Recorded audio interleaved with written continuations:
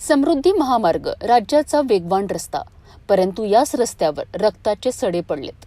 मुंबईहून पुसदकडे जाणारी बंजारा एक्सप्रेस जेव्हा मेहकर जवळील फरदापूर टोल नाक्यापाशी आली तेव्हा काळजाचा थरकाप उडवणारी घटना घडली. प्रत्यक्षदर्शींनी दिलेल्या माहितीनुसार या बसचा चालक आणि वाहक चालत्या गाडीत मोबाईलवर रील बनवत होते.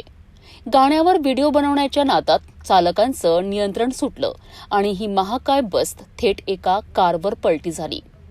या धडकेत कारचा अक्षरशः चक्काचूर झालाय.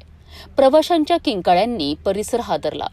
या अपघातात एका 1.5 वर्षाच्या निरागस बाळाचा जागीच मृत्यू झालाय, तर 25 प्रवासी गंभीर जखमी झालेत. धक्कादायक बाब म्हणजे चालकाच्या कॅबिनमध्ये नियमांना हरताळ फासत 6 ते 7 प्रवासी कोंबले होते. या अपघातानंतर चालक आणि क्लीनर मदतीऐवजी पळ काढण्यास यशस्वी झालेत. जखमींना मेहकरच्या रुग्णालयात दाखल करण्यात आलं, मात्र तिथे डॉक्टर वेळेवर उपलब्ध नसल्याने नातेवाईकांनी मोठा संताप व्यक्त केलाय. रीलच्या या जीवघेण्या नादाला आता आळा बसणार का, असा संतप्त सवाल विचारला जात आहे.